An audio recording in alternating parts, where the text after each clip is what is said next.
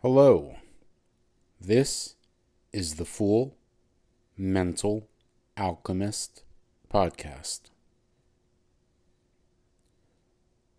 This story is about a chef, the best chef in the world. I'm going to call him Mike. Anything Mike cooks makes people happy instantly. Whether it be a peanut butter jelly sandwich to a filet mignon. He has a pretty new girlfriend, Karma. She's a dancer. She's also addicted to his food and demands his yummy French toast almost every morning. Realizing that there's no future together, Mike tells her they should go their separate ways. Since the breakup, Karma says she's entitled to his cooking for the trauma he's causing her. Showing up at his restaurant every day, he cooks her free meals until his staff asks why. She's rude to everyone, even him, and never tips. Mike serves Karma this last complimentary meal, saying sorry, he can't do it anymore. And she stares at him in disbelief. Who the fuck is he to tell her no? He dumps her. He owes her this food. And so she starts screaming and throwing plates and silverware at him until she's dragged outside by the servers and banned from ever eating there again. After he closes up for the night, Mike finds Karma waiting for him at his car. And she's apologizing, saying she wants to make it up to him. And so they kiss and have sex in the back seat.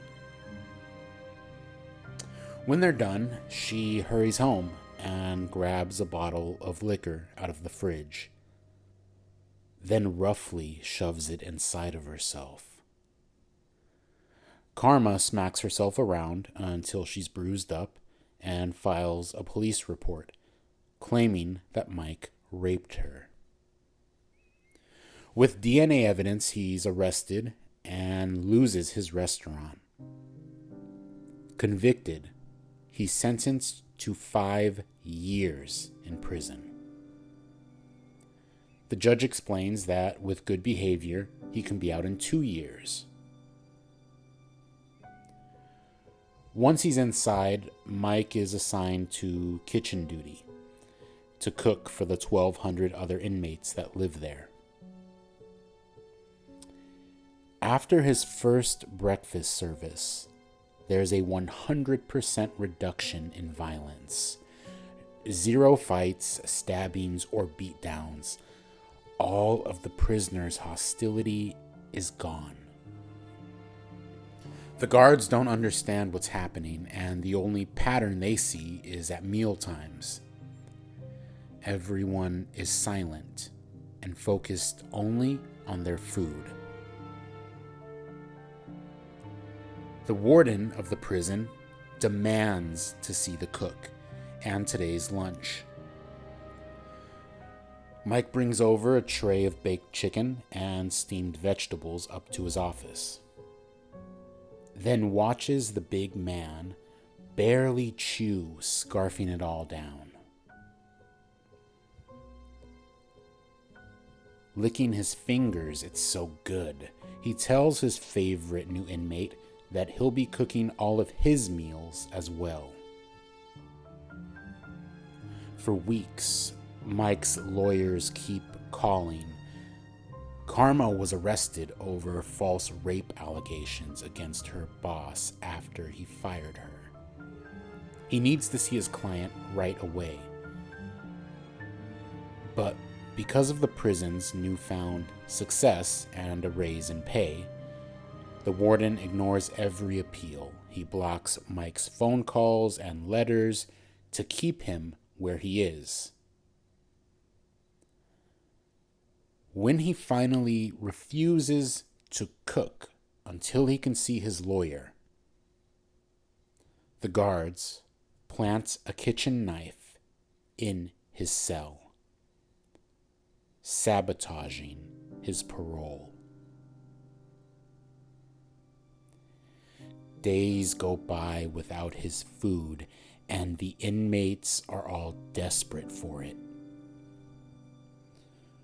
With the warden's blessing, they beat him bloody every day and night before he finally agrees to cook.